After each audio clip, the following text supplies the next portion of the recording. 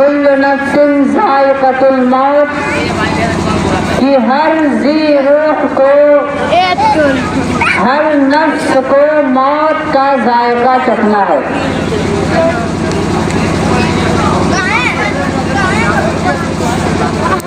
वापसी का मामला भी तय है। हम दुनिया में आए हैं तो हमें यहाँ से कूच करना है, हमें ये दुनिया छोड़नी है। फरमाया कि मिन्हा खलक़नाकुम व फीहा नुईदुकुम व मिन्हा नुखरिजुकुम तारतन उखरा। अल्लाह रब्बुल इज़्ज़त ये फरमा रहे हैं कि ऐ लोगों, हमने तुमको इसी मिट्टी से पैदा किया है। मिन्हा खलक़नाकुम, इसी मिट्टी से पैदा किया है।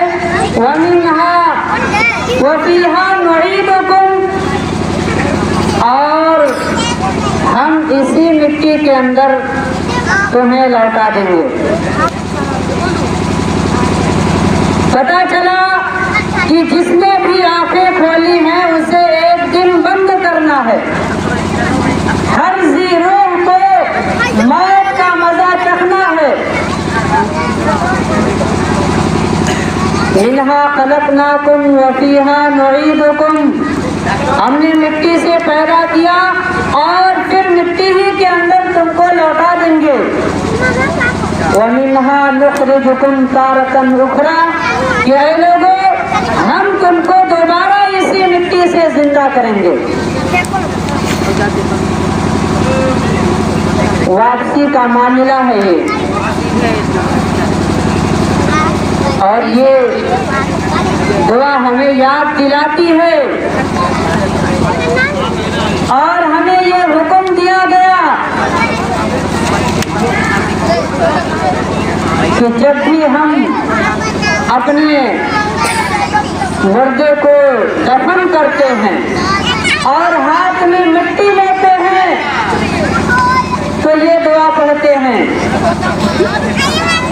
ताकि हर इंसान गौर फिक्र करे और सोचे कि अल्लाह रब्बुल इज़्ज़त क्या फरमा रहे हैं और ये जो दुआ हम पढ़ रहे हैं इसके माना क्या है, इसका मतलब क्या है। अल्लाह रब्बुल इज़्ज़त इसी चीज को बयान फरमा रहे हैं।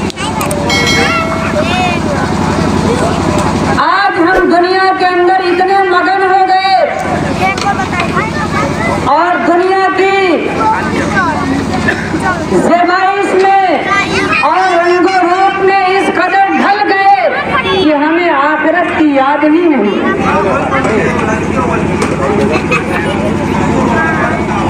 अल्लाह रब्बुल इज़्ज़त फरमाते हैं,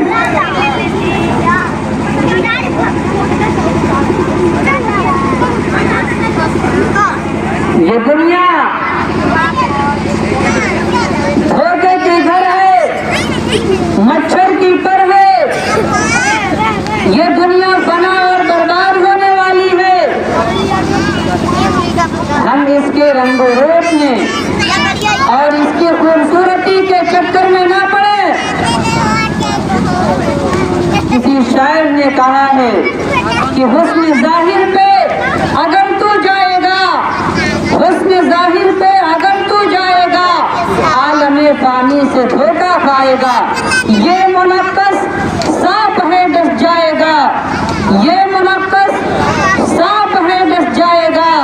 रहम गाफिल याद रख पछताएगा। मेरे अजीज दोस्तों, इसलिए जब इस दुनिया से जाने का मामला तय है तो हर इंसान को चाहिए कि ऐसे आमाल करे जिससे अल्लाह रब्बुल इज़्ज़त राजी हो।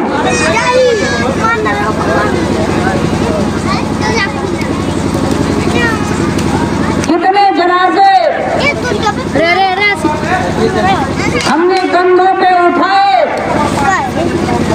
और लाकर उस मिट्टी के उस कब्रिस्तान के हवाले कर दिए। जरा हमको और आपको एक दिन दुनिया छोड़नी है और उसी कब्र के गड्ढे के अंदर जाना है। हमने इस अंधेरी कोठरी के लिए क्या इंतजाम किया है? हमने उस अंधेरी कोठरी के लिए किस चिराग का इंतजाम किया है? ये सोचने की चीज। कुरान मुकद्दस में फरमाया कि अल्हाकुमुत तकासुर हत्ता ज़ुरतुमुल मकाबिर। ऐ लोगों, तुम्हें कसरत माल ने आखिरत की याद से गाफिल कर दिया है। हत्ता ज़ुरतुमुल मकाबिर, तुम कब्रिस्तान की ज़ियारत करो, तुम्हारे होश ठिकाने आ जाएंगे कि जो अरबों खरबों के मालिक थे, जो करोड़पति थे, उनको भी ये दुनिया छोड़नी पड़ी और कब्र के गड्ढे के अंदर उतरना पड़ा। मेरे अजीज दोस्तों, ये दुनिया धोखे की आमाजगाह है। हमें दुनिया के रंग और रूप में और ज़ेब और ज़ीनत में नहीं पड़ना है। हमें तो अपने असली घर की तरफ जाना है। हमें तो हदीस में अल्लाह के नबी अलैहिस्सलातु वस्सलाम ने फरमाया कि दुनिया खुलिकत लकुम व खुलिकतुम लिल आखिरह, कि दुनिया तुम्हारे लिए पैदा की गई है और तुम आखिरत के लिए पैदा किए गए हो। दुनिया तुम्हारे लिए पैदा की गई है और तुम आखिरत के लिए पैदा किए गए हो। लिहाजा हमें उस अंधेरी कोठरी की तैयारी करनी है जिसमें कोई चिराग नहीं है, जिसमें कोई मोमबत्ती नहीं है, जिससे हमारे कब्र के अंदर उजाला हो सके। अगर कोई चीज है तो सिर्फ और सिर्फ आमाले हसना है, वो नेक आमाल है जिसके जरिए से आपको कब्र में राहत मिल सकती है, आपको राहत मिलेगी, वरना अंधेरा ही अंधेरा है, अजाब ही अजाब है। आज हम दुनिया की ज़ेब ज़ीनत में पड़कर आखिरत को भुला बैठे हैं और अल्लाह रब्बुल इज्जत ने हमें नवाज दिया है तो हम उस मालिक हकीकी को फरामोश कर चुके। मूसा अलैहिस्सलातु वस्सलाम ने अल्लाह रब्बुल इज्जत से अर्ज किया। मूसा अलैहिस्सलातु वस्सलाम अल्लाह रब्बुल इज्जत से बातें किया करते थे। कोई भी बात हुई अल्लाह रब्बुल इज्जत से, अल्लाह रब्बुल इज्जत से अर्ज कर दिया। बात होते होते मूसा अलैहिस्सलाम ने अल्लाह रब्बुल इज्जत से अर्ज कर दिया कि अल्लाह रब्बुल इज्जत की काश कि सिर्फ जिंदगी होती और मौत न होती, कि काश सिर्फ जिंदगी होती, आदमी सिर्फ जीता, उसे मौत न आती, उसे कब्र के गड्ढे में न उतरना पड़ता। तो अल्लाह रब्बुल इज्जत ने जवाब दिया कि मूसा, अगर मौत न आती, मौत तो मोमिन के लिए तोहफा है। फरमाया कि मौत तो अल्लाह रब्बुल इज्जत, मौत आएगी तो अल्लाह रब्बुल इज्जत का दीदार नसीब होगा। अगर मौत ना आई तो अल्लाह का दीदार कैसे होगा? मेरे अजीज दोस्तों, फिर मूसा अलैहिस्सलातु वस्सलाम ने अल्लाह रब्बुल इज्जत से सवाल किया कि काश की सेहत होती, बीमारी ना होती। मूसा अलैहिस्सलातु वस्सलाम ने अल्लाह रब्बुल इज्जत से अर्ज किया कि काश की सेहत होती, बीमारी ना होती। तो अल्लाह रब्बुल इज़्ज़त ने कहा कि अगर सब सेहतमंद होते, सब तंदुरुस्त होते, कोई बीमारी किसी को नहीं होती, तो मुझे याद कौन करता, मुझे याद कौन करता। अगर सब लोग मालदार बन जाएं और कोई बीमार न हो, तो अल्लाह रब्बुल इज़्ज़त को कोई याद करेगा? अभी तो कुछ चंद पैसों का मालिक हो गया, जमीनों का मालिक हो गया, हालांकि इसका कोई ठिकाना नहीं है कब तक उसके पास रहेगी।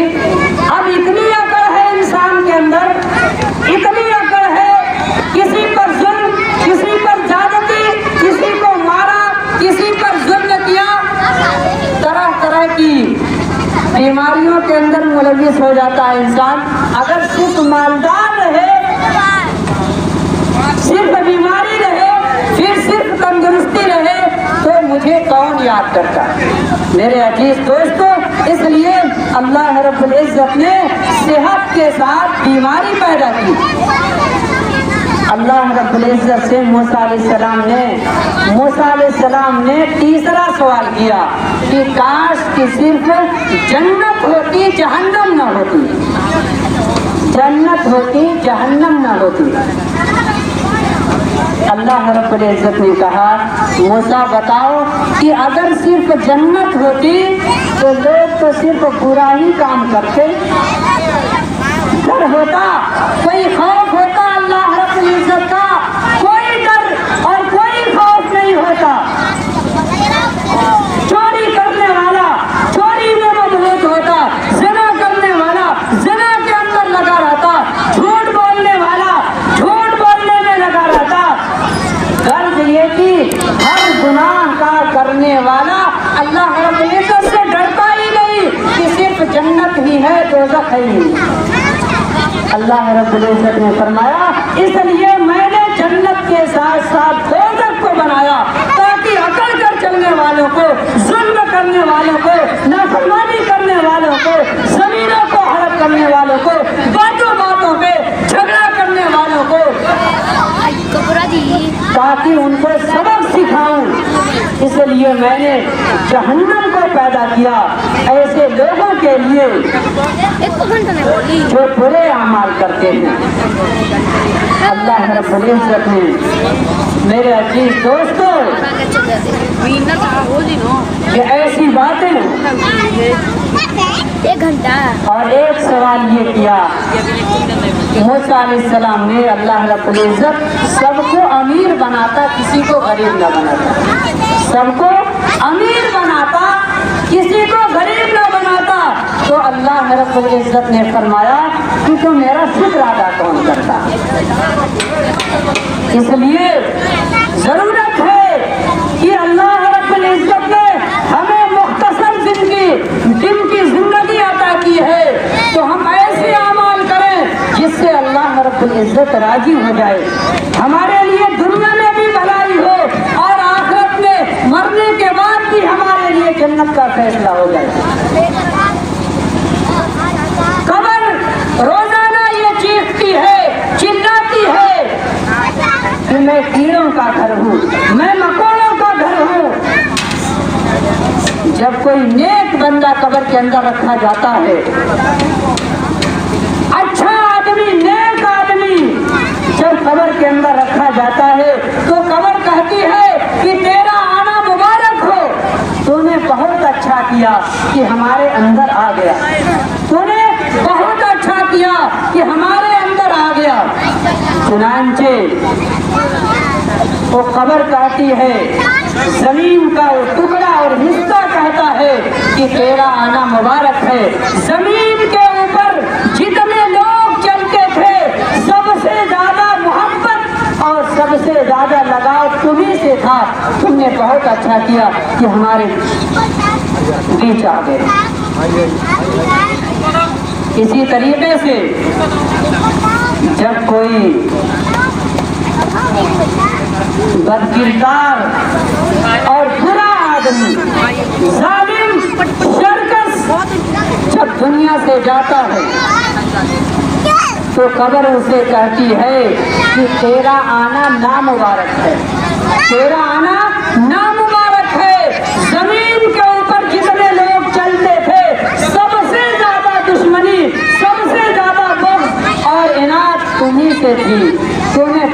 पूरा किया। अगर अब तू आया है, हमारे सुपुर्द हुआ है, तो हमारे पूरे अखलाक को भी देखना, हमारे किरदार को देखना।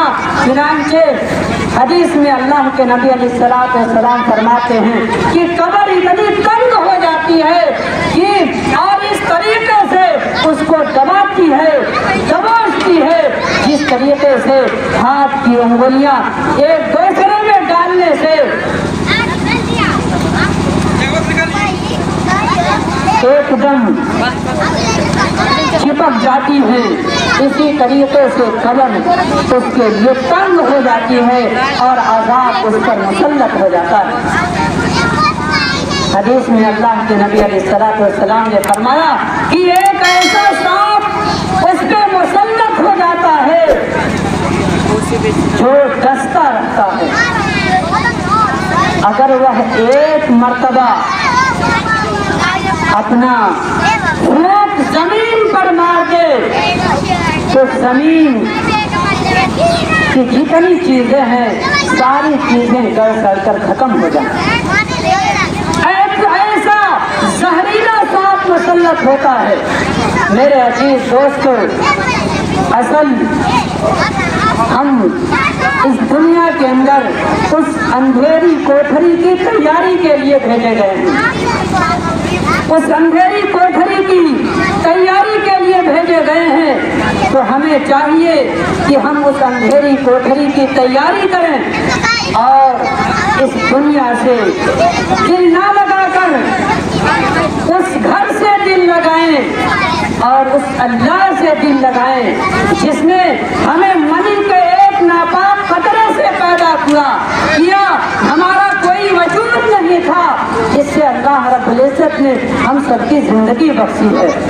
इसलिए जरूरत है कि ऐसे माहौल से निकलकर हम उस अल्लाह रब्बुल इज्जत को राजी करें जिसने हमें पैदा किया है, जो हमें जिंदगी दे रहा है। अगर हवा को रोक ले तो जिंदगी तबाह हो जाए।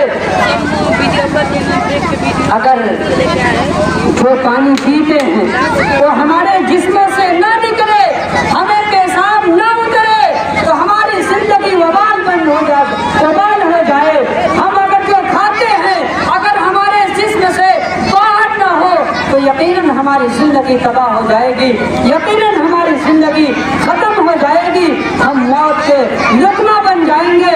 मेरे अजीज दोस्तों, हम उस आखिरत की तैयारी के लिए भेजे गए हैं ताकि हम इस दुनिया में रहकर अल्लाह रब्बुल इज्जत के यहाँ अच्छे ऐसे अमाल करें जो अल्लाह रब्बुल इज्जत के यहाँ सुरखरुई हासिल हो।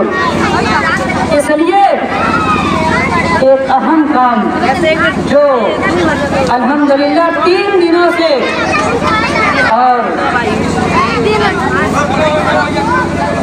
3 दिनों से कब्रिस्तान की सफाई का काम चल रहा है। ये हमारे बड़े बुजुर्ग जो यहाँ मौजूद हैं अल्हम्दुलिल्लाह तन मन धन के जरिए से कब्रिस्तान की सफाई में जुटे हुए और हमारे ये कौम के नौजवान और ये बच्चे और बुजुर्ग जो मिलजुल कर अपने घर की तैयारी के लिए लगे हुए हैं।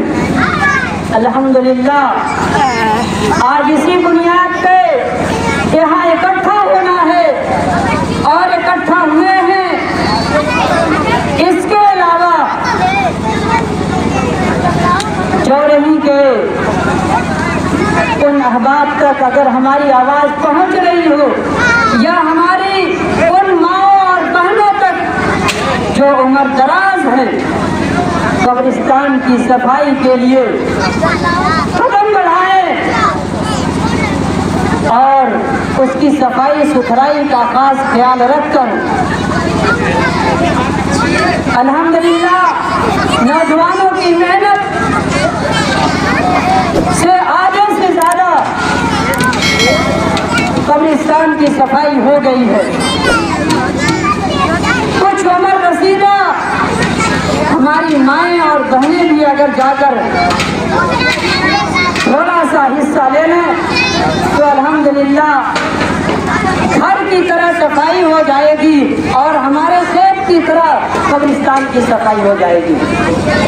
इसलिए मैं ज्यादा बातें न करके आइए मैं चंद अशआर पढ़कर